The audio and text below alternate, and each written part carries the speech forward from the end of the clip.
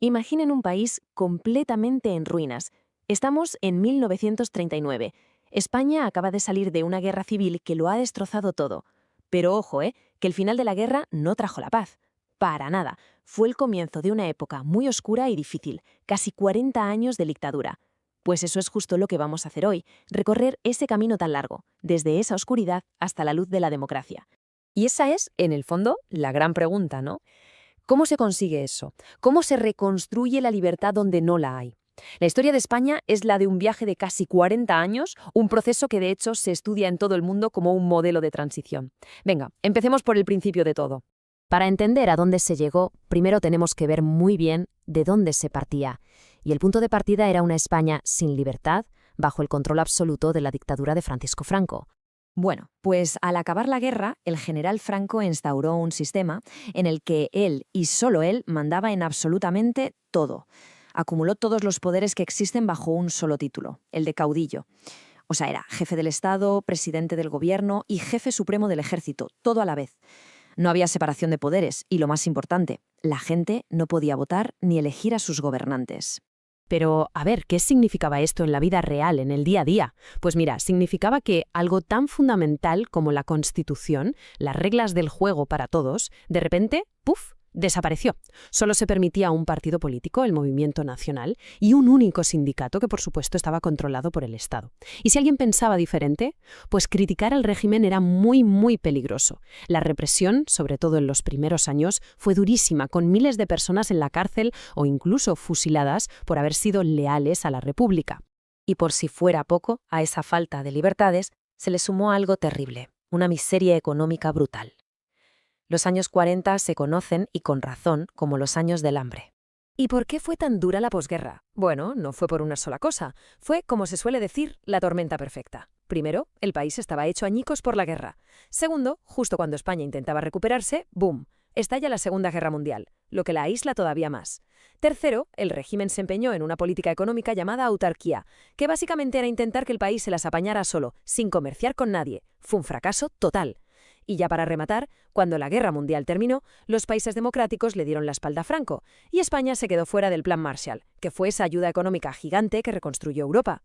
La consecuencia de esta tormenta fue, claro, la escasez. El gobierno tuvo que imponer las famosas cartillas de racionamiento que daban lo justito para sobrevivir. Y en esa situación de necesidad que apareció, el extraperlo. Imagínense, un mercado negro, un mundo de secretos y de trapicheos a escondidas donde podías conseguir de todo. Claro, si tenías dinero para pagar precios altísimos. Para la mayoría no era una opción, era pura supervivencia. Venga, saltamos ahora a los años 60. Y esta es una época, bueno, llena de contradicciones. España empezó a modernizarse económicamente a una velocidad de vértigo, pero las libertades seguían sin aparecer por ningún lado. A finales de los 50 era ya súper evidente que la autarquía no funcionaba.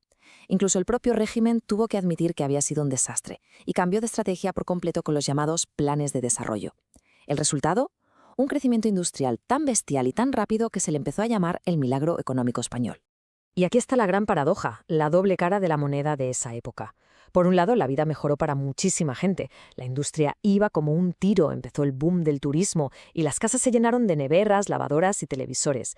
Pero, por el otro lado, el sistema político no se movió ni un milímetro. Cualquier protesta de obreros o de estudiantes era reprimida con dureza y los partidos y sindicatos libres seguían estando prohibidísimos. O sea, sí, había más dinero, pero seguía sin haber derechos.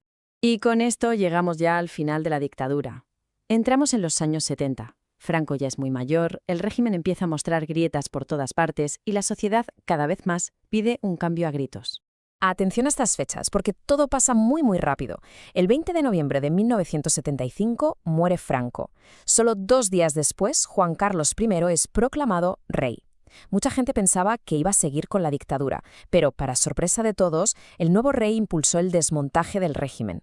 Tan solo 2 años más tarde, en 1977, un momento histórico, las primeras elecciones libres en más de 40 años. Y todo este proceso culmina en 1978, cuando la gente aprueba en referéndum la nueva Constitución para la nueva España democrática. ¿Y qué decía esta Constitución que es, al final, la base de todo lo que tenemos hoy? Pues para empezar, que España es una monarquía parlamentaria.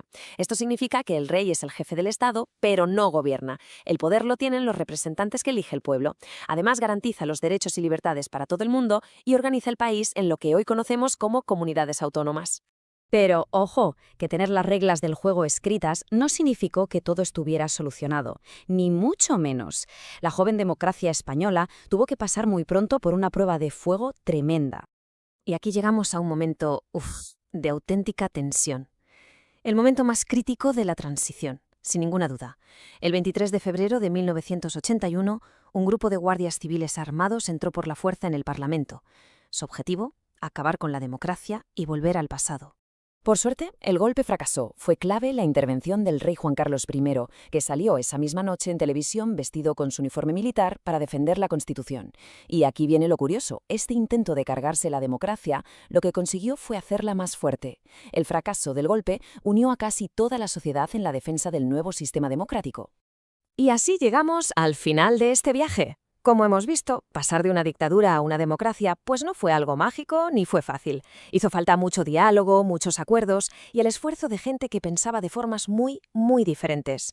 Porque la democracia no es solo meter un papel en una urna, es respetar los derechos de todos, aceptar los resultados y sobre todo resolver los problemas hablando. Por eso es tan importante conocer esta historia, para entender el valor de lo que tenemos y darnos cuenta de que hay que cuidarlo, todos los días.